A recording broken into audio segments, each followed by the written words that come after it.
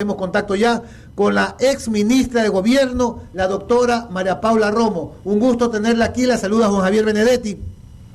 Doctora Romo, el presidente Lasso... Buenos días, Juan Javier. Buenos Qué gusto días, saludarlos, espero que me escuchen bien. Perfecto. El presidente Lasso dijo que disolvió la asamblea para frustrar un plan macabro que incluía destituir a la fiscal Salazar. Su opinión, doctora.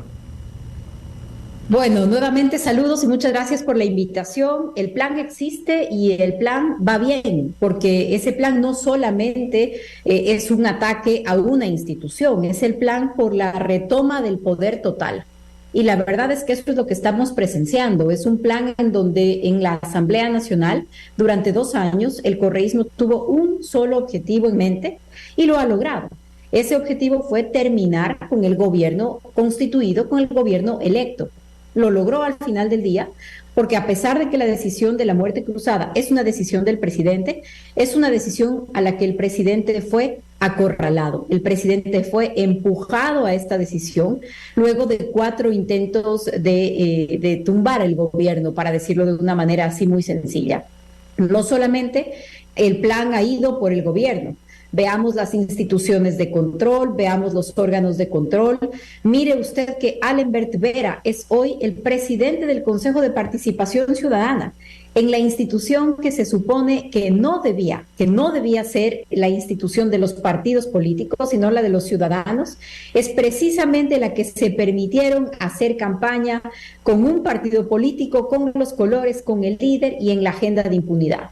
Y lo que hemos visto en los últimos días es ya la arremetida final, me parece, al menos de esa etapa, pero la arremetida final ha sido por la Fiscalía General del Estado. No es solamente en la persona de la fiscal general, es que lo que quieren es el control, recuperar el control de la Fiscalía General del Estado, a través de la cual garantizaron impunidad para sus amigos y persecución para sus enemigos.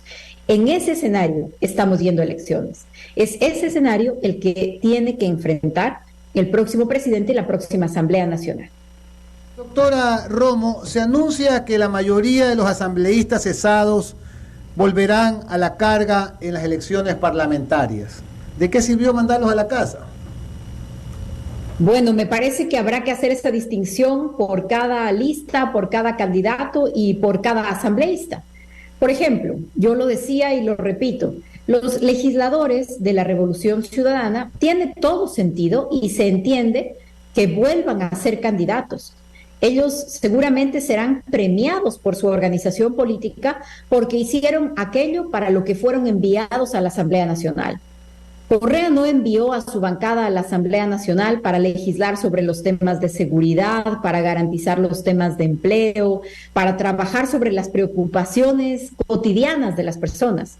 Correa envió su bancada a la Asamblea Nacional para garantizar impunidad para los suyos, que salgan de la cárcel los que estaban en la cárcel, que se frenen las investigaciones de los que estaban investigados, amnistías para una parte de su organización política y para terminar con el gobierno que había sido electo.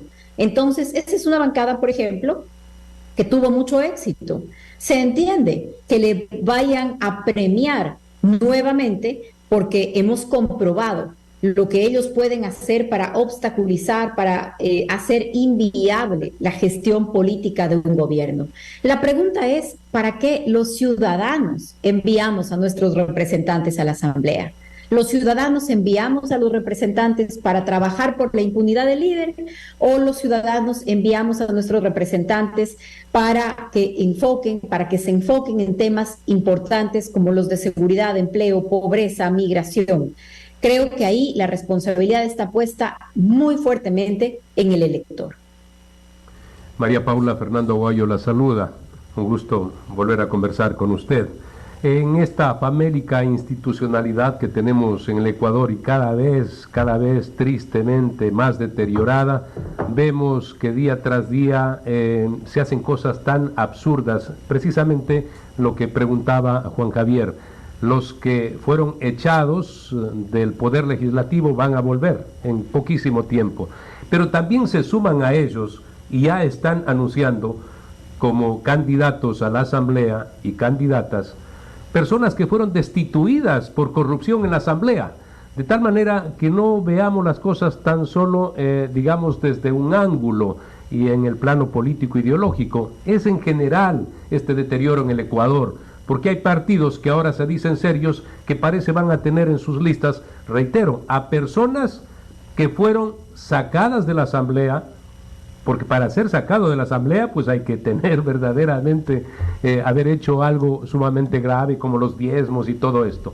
Esas personas también van a estar en las listas en las próximas elecciones. ¿Cuál es su pensamiento al respecto? Buenos días, Fernando. Siempre el gusto es mío de participar en esta charla. En efecto, creo que hay que mirar cada uno de los nombres y cada una de las listas. Yo no daría por sentado que la asamblea va a ser una especie de repetición de la asamblea anterior, me refiero en los nombres. Y a algunas semanas de inscribir candidatos y de elegir candidatos, tampoco daría por sentado pues que no vamos a tener opciones buenas. Yo quiero creer que vamos a tener muy buenas opciones para ser electos como legisladores, y en algo en lo que yo siempre haré énfasis, en que parte de la responsabilidad estará entonces en el elector.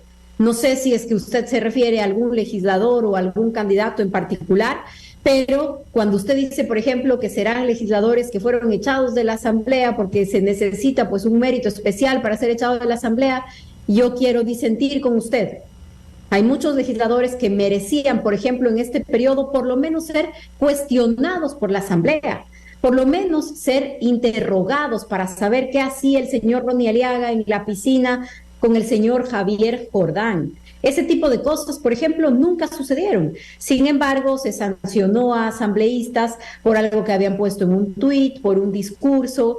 Yo recuerdo todavía en la época en la que yo estaba en el legislativo, asambleístas que fueron sancionadas y que fueron separadas con una licencia que incluyó un castigo de silencio porque dieron un discurso sobre derechos de las mujeres que no le gustó a Correa. Yo también recuerdo, por ejemplo, ministros que han sido censurados por hacer su trabajo, y permítame ponerle el caso del propio ministro Carrillo, en donde Carrillo era el acusado y el acusador era Peter Calo. Entonces, francamente, creo que cada caso merece ser analizado. Sí, claro. Y todavía yo me refiero solamente en los casos. Me refiero concretamente en los casos no políticos, sino en los que se comprobó que habían actos de corrupción o de falta de ética, y eso no se puede perdonar. Me refiero a esos casos, y esos casos tienen nombre y apellido. Por supuesto, y si usted me dice nombre y apellido, opino sobre los casos con mucho gusto.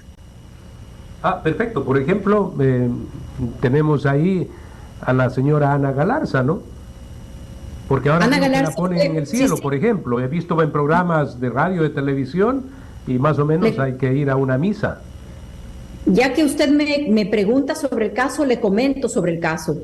Ana Galarza fue destituida de la Asamblea Nacional por la acusación de que su marido utilizaba la tarjeta de ella, o que había utilizado la tarjeta de ella, me refiero a la tarjeta de seguridad, para entrar a unas oficinas de ella también en la Asamblea Nacional.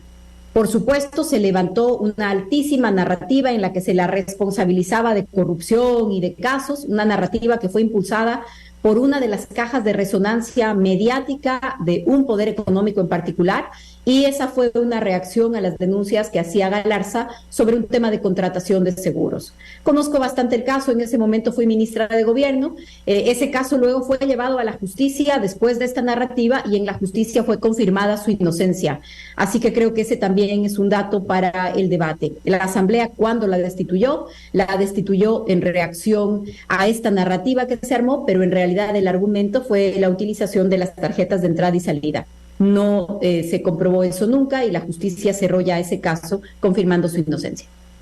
Si tiene algún caso más, con gusto también lo comento.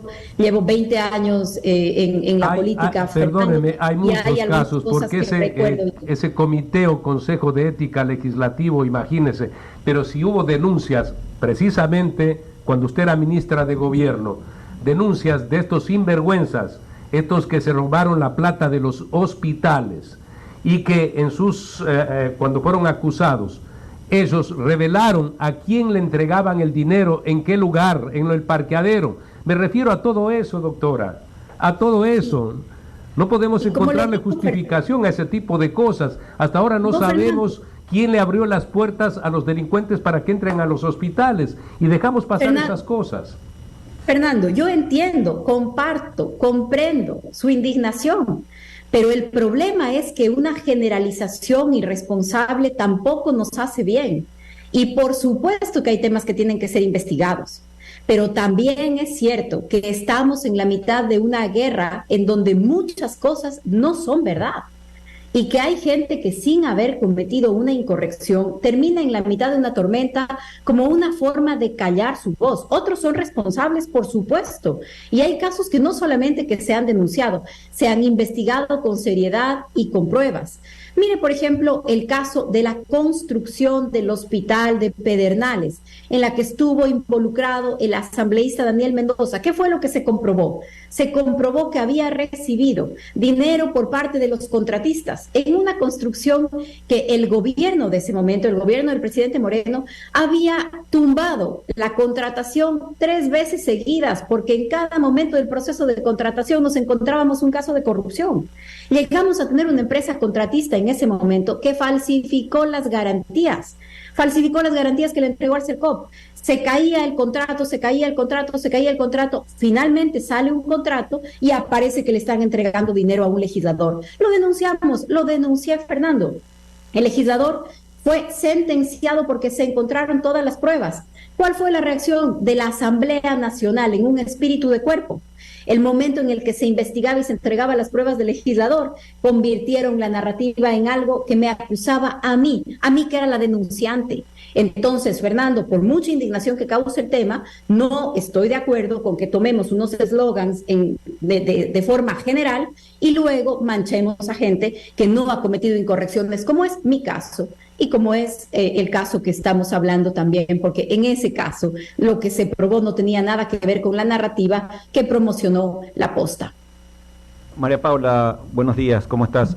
Andrés Ortiz te saluda. Una consulta, estoy viendo muchos comentarios en las redes sociales respecto del Código Orgánico de la Función Judicial, que establece que la fiscal es parte de la función judicial, y entre las infracciones gravísimas que pueden acarrear la destitución de los funcionarios adscritos a la función judicial es haber entregado información falsa o fraudulenta en el concurso de méritos y oposición. Es decir, hay una norma expresa en esa parte de la ley. No sé si está derogada, no tengo grita aquí el sistema, entendería que es una norma que está actualmente vigente y aparentemente esa sería la razón legal de que el Consejo se siente en la capacidad de analizar este informe y tomar una decisión respecto a la señora fiscal, pero desde el punto de vista constitucional sabemos que la fiscal general solamente puede ser destituida de su cargo a través de un juicio político. Entonces, se está armando un debate, hay varios abogados que están opinando en las redes sociales respecto a esta duda que ha generado aparentemente este articulado del Código Orgánico de la Función Judicial. ¿Nos pudieras un poco ayudar con tu conocimiento y con tu experiencia esta aparente contradicción que habría entre la ley y la Constitución? Con mucho gusto y saludos, qué gusto compartir la charla también en esta mañana sobre este tema. Creo que hay que volver a centrarnos en lo importante. Hay un sector político que está buscando pretextos para destituir a la fiscal, para vengarse de la fiscal. Todo lo demás hay que ponerlo en la distancia necesaria para el análisis. Pensemos además lo que significaría poner una duda sobre la validez de la designación de la fiscal general del Estado. ¿Qué implicaría eso sobre toda su actuación en todos los casos de fuero? Lo que estamos es frente a una gran arremetida para la impunidad total sobre lo poco que ha logrado la justicia en los últimos años. Y todo lo demás es lo que se está construyendo alrededor de este gran objetivo. Entre la ley y la Constitución no puede haber contradicción, porque de existir alguna inconsistencia está claro que lo que manda es la Constitución. Creo que eso está fuera de discusión para los abogados al menos, y tendremos que hacer un esfuerzo para explicar a quien no sea abogado que así funciona un ordenamiento jurídico, que nadie podría, en teoría, o alguien que conozca, no podría discutir si es que una ley es la que sirve para interpretar la Constitución. Eso es un contrasentido. La Constitución es la que se impone y esa es la única norma en este caso. Pero no perdamos de vista qué es lo que está pasando. Lo que está pasando es un intento de ir por la Fiscalía General del Estado, que es uno de los pocos poderes que todavía no controla el correísmo nuevamente. ¿Y para qué lo quiere controlar? Pues precisamente para echar abajo los pocos casos en donde la justicia ha hecho su trabajo. María Paula, hay una inquietud que la hemos tenido en esta mesa ya durante algún tiempo, y es que gane quien gane, olvidémonos del personaje presidente o presidenta que ocupe la primera magistratura del país en este año y medio, menos de año y medio, casi 16 meses que ocuparía el sillón presidencial. Lo más probable, por no decir 99% confirmado, es que no va a tener una asamblea para gobernar. Es decir, va a pasar el mismo escenario que ha vivido el presidente Correa y en su momento el presidente Moreno. Es decir, no va a tener una mayoría consolidada en la asamblea para colegislar y poder sacar al país adelante con los problemas más importantes que tenemos. Ahorita pues hay candidatos superhéroes, ahorita hay candidatos que están saliendo de todas las facciones, pero gobernar sin una asamblea es bastante complicado. ¿Tú piensas que efectivamente se va a producir ese escenario o sorpresivamente habrá una mayoría de izquierda o de derecha, como acaba de pasar en las elecciones españolas, donde claramente ha habido una inclinación clara hacia la derecha en España? ¿Tú crees que habrá algún cambio o estarán conformados y parecidamente los bloques legislativos en la próxima elección? Es un escenario de difícil predicción, no creo que sea un escenario fácil de anticipar. La debilidad institucional del Ecuador también es la debilidad de los partidos políticos. Yo no veo una asamblea idéntica a la anterior. Dudo mucho que algunas organizaciones políticas que fueron con una gran bancada en el periodo anterior vayan a repetirla. La fragmentación que hay en el país es una fragmentación que tiene un espejo en la política. Así que veo una asamblea muy fragmentada, pero espero también que la gran lección para el próximo gobierno es que construir unos acuerdos, unas alianzas, unas coaliciones de gobierno, eso va a ser indispensable para quien quiera que llegue. En la historia del Ecuador, excepto por un par de momentos y por la gran fuerza electoral que llegó a tener Correa, la constante en el poder legislativo ha sido ese. La constante ha sido que ningún gobierno ha tenido por sí solo el control de la Asamblea Nacional. Entonces, será un gran desafío el de construir acuerdos y por eso creo yo que también debemos ser muy cuidadosos en el periodo de campaña, en el periodo posterior a la campaña, porque las condiciones de unidad también se dan mucho, o los impedimentos para esa unidad también se dan mucho por la soltura de huesos en algunas declaraciones, porque muchas veces no hay la madurez suficiente para separar las afinidades personales de las coincidencias políticas, y creo que ese es un esfuerzo que nos exige a todos el país. Estamos conversando con María Paula Romo, ex ministra de Gobierno. Doctora Romo, me acuerdo haber leído el libro Octubre que usted escribió en el 2020, en el que narraba los días oscuros que vivió el Ecuador mientras usted fue ministra de Gobierno durante el paro del 2019. Lamentablemente estos días se repitieron en junio del 2021 y Leonidas Issa tiene, es una manera de recordatorio, tiene indagaciones, no sé si las tiene abiertas, por delitos ocurridos justamente en estas manifestaciones, instigación a sabotaje, rebelión, terrorismo y secuestro. ¿Qué opinión le merece la posibilidad de que Leonidas Issa se lance a sea candidato presidencial del Ecuador? Muchas gracias por la pregunta y en efecto lo correcto es, tuvo investigaciones y recibió amnistía por esta Asamblea Nacional. Recibió una amnistía que significó la eliminación de sus investigaciones, pero no solo eso, también le eliminaron sentencias de otros casos. Por ejemplo, un caso de una invasión de tierras en la provincia de Cotopaxi, en la que ya tenía sentencia condenatoria en su contra. Entonces, es parte de la historia de cómo han sucedido las cosas, de los incentivos que se dan en el Ecuador, lamentablemente, y creo que sería una muy buena opción que el señor Issa participe en elecciones.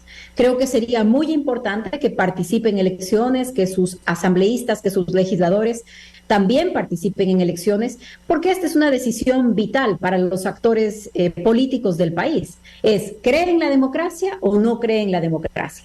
Si es que uno cree en la democracia, las decisiones se toman en los ámbitos de la democracia, se cuentan los votos en la Asamblea, se aprueban las leyes, el presidente de la República toma las decisiones en el campo de sus competencias y el poder está en la ley y en la democracia, no está en la extorsión y el bloqueo. Entonces, por supuesto que quien antes ha actuado a través de la fuerza, la extorsión y la violencia, escoja una vía democrática, eso sería exactamente la mejor opción posible. Y en esa vía también evaluar exactamente cuál es la representación con la que cuenta. Doctora Romo, quiero volver a la candidatura de Fernando Villavicencio que usted apoyaría. ¿Qué ha llevado al movimiento Construye a apoyar esta candidatura? Y la otra pregunta en torno a la candidatura de Villavicencio es si la compañera de ruta electoral será Marta Roldós Bucaram. No soy vocera ni representante legal del movimiento, pero por supuesto hago parte de él. Nuestras conversaciones, el momento en el que se definió la muerte cruzada, han sido muy parecidas a esta misma conversación que tenemos ahora. ¿Cuáles son los riesgos? ¿Cuál es la coyuntura que enfrenta el país? ¿Cuáles son las fuerzas que se deben confrontar, detener? ¿Y cuál es el perfil que está decidido a hacerlo? Y nuestra resolución fue, quienes tengan la decisión de enfrentar a las mafias, incluidos sus nexos políticos, van a tener nuestro respaldo. Y eso es lo que nosotros como movimiento hemos identificado en Fernando Villavicencio y eso es lo que explica nuestro respaldo.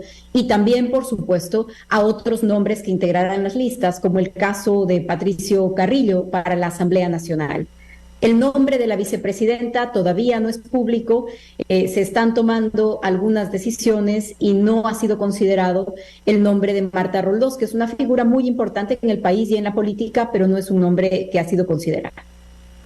María Paula, usted está en foros permanentemente en los Estados Unidos, en la ciudad de Miami, en las universidades, y se aborda mucho el tema de Latinoamérica, por supuesto, la relación con estos países del socialismo del siglo XXI, el futuro de Venezuela. Se dio una cumbre de presidentes de Sudamérica, 10 mandatarios estuvieron en Brasilia, estuvo Nicolás Maduro, quien pues no participa de estos foros, él va simplemente a Irán, obviamente puede ir a México, pero resulta que el presidente Lula da Silva, en esta ocasión, él quiere consolidar nuevamente la UNASUR, y eso es lo que les pidió. Sin embargo, hay que decir que en el gobierno en el que usted estuvo es cuando se disolvió y cuando se echó abajo este sistema que era absolutamente ideológico, y se quedó incluso la sede vacía, ¿no? El edificio tan costoso que tuvo que pagar el Ecuador en el gobierno de Rafael Correa. Pero ahora y con la presencia del presidente Guillermo Lasso, aun cuando no tuvo un pronunciamiento, se quiere retomar la vida de la UNASUR, pero hay que recordar que ahora está integrada por más países gobernados por estos mandatarios de izquierda. Así que, ¿cuál es el futuro? Y por eso el antecedente para el análisis, María Paula.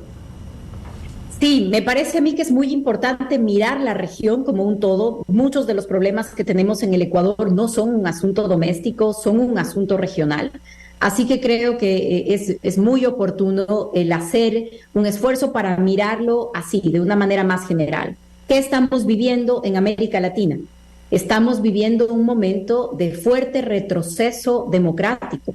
Estamos viviendo un momento de amenazas a los valores de las democracias liberales sobre las que funcionan los estados o sobre las que quisiéramos que funcionen los estados, y quienes así lo creemos debemos defenderlo. ¿Qué es lo que estamos viendo? Veamos, por ejemplo, Nicaragua.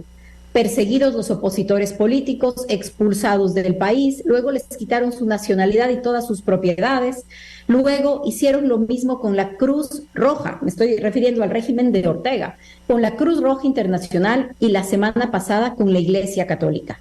De Venezuela, ni hablar, un país destrozado, un país riquísimo, una de las potencias petroleras del mundo, que hoy ha sufrido y ha provocado a sus ciudadanos la crisis migratoria más grande de la historia moderna en un país que no está en guerra. En Venezuela han sido expulsados, porque la realidad así lo ha hecho, Más de 7 millones de personas, eso quiere decir 1 millón más de lo que provocó la guerra en Siria, 1 millón más de personas. Eso que ha sucedido en Venezuela ha significado también un deterioro en la calidad de vida y en las condiciones de todos los países de la región, porque no hay país que esté listo para recibir una ola migratoria como la que estamos viendo. El año pasado, 170,000 venezolanos cruzaron la selva del Darién. ¿Qué estamos viendo en otros países? Retrocesos similares, lo que está pasando en Bolivia. Tenemos una amenaza sobre las democracias de la región y eso es parte de lo que está en juego. Y creo que lamentablemente la reunión de los últimos días, la reunión de UNASUR en Brasil, también tuvo algunos protagonistas que trataron de lavarle un poco la cara a Maduro, lo que es ya imposible de comprender. Lamentablemente es el debate en el que estamos y creo que va más allá inclusive de izquierda y derecha, porque me parece que hay algunos liderazgos que deben también ser reconocidos. Mire usted que los dos presidentes que pusieron sobre la mesa las graves violaciones de derechos humanos que existen en Venezuela, los casos de corrupción sistemática, la situación que vive el país, fueron presidentes de diferentes tiendas políticas. Por un lado, el presidente Boric de Chile, que es un presidente de izquierda, y por otro lado, el presidente Lacalle Pou, que es un presidente de derecha. Entonces, creo que la defensa de la democracia supera incluso otros clivajes y nos pone frente a un gran desafío a nosotros como ecuatorianos tan cerca de las elecciones, porque también es una pregunta sobre esta reorganización geopolítica, ¿en qué lado nos sentimos más cómodos? Con Irán, con China, con Rusia, con Bielorrusia, con Erdogan, que acaba de ganar por quinta vez elecciones, prolongando su poder a 30 años. La pregunta es, ¿ese es el modelo de país, de sociedad, de vida en el que queremos vivir o tenemos otros valores que defender para nuestra vida en común? Yo me inclino por la democracia. Una última pregunta aquí en Centro Digital con nosotros María Paula Romo, ex ministra de Gobierno. María Paula, en los últimos días Francisco Jiménez ha anunciado la creación de un nuevo movimiento político y en la ciudad de Guayaquil también he sido consultado, obviamente no puedo dar el nombre, de otro activista político que está interesado en crear un nuevo partido político a nivel provincial, en este caso. Veo que no es algo infrecuente que con cara a las elecciones se presenten estas alternativas democráticas diferentes a las que estamos viviendo actualmente, sin el ánimo de entrar puntualmente en el caso de Francisco Jiménez, sino en términos generales. ¿Esto le hace bien o le hace daño a la democracia? ¿Esta creación de nuevos partidos o de movimientos políticos, desde tu perspectiva, abonan a que haya más democracia o esta dispersión democrática no le hace bien a países como el Ecuador, que son países pequeños y que en principio deberían tener un poco más acotadas los partidos y movimientos políticos para poder escoger de mejor manera? En tu experiencia, ¿qué opinión te merece esta proliferación de partidos y movimientos políticos que se suelen dar con cara a las elecciones y que parece que no terminan de parar, porque esto es impresionante? Tú fuiste parte de Ruptura de los 25 y creaste un partido y un movimiento, así que puedes hablar desde ese fundamento y nos interesaría saber un poco tu opinión al respecto. Sí, y también una opinión sobre el sistema de partidos, si me permiten, porque creo que va un poco más allá. Efectivamente, yo misma, con mucho esfuerzo, con mucho trabajo en un proceso que tiene ya 20 años, fui parte de la creación y la consolidación de una organización política. Eso no se hace de la noche a la mañana y es un proceso sostenido muy difícil en un país en donde usualmente la política es una política de caudillos, de caciques, en fin. Pero por supuesto que es importante tener partidos políticos. Los partidos políticos son instituciones democráticas. ¿Cuántos? ¿Cómo? ¿Que funcione? ¿De qué manera? Permítanme ponerles un ejemplo. En el Ecuador hay 14 organizaciones políticas, 14 partidos políticos de ámbito nacional, pero hay más de 200 partidos políticos de ámbito provincial y hay varios centenares de partidos políticos cantonales. Creo que esa es una gran pregunta. Por ejemplo, para participar en la Asamblea Nacional, ¿no sería una alternativa a explorar la necesidad de hacer alianzas con fuerzas nacionales? porque la Asamblea Nacional, y lo dice la propia Constitución, es un espacio en donde se debe legislar con sentido nacional. Y entonces sería mucho mejor si la participación política proviene de organizaciones que están en ese ámbito.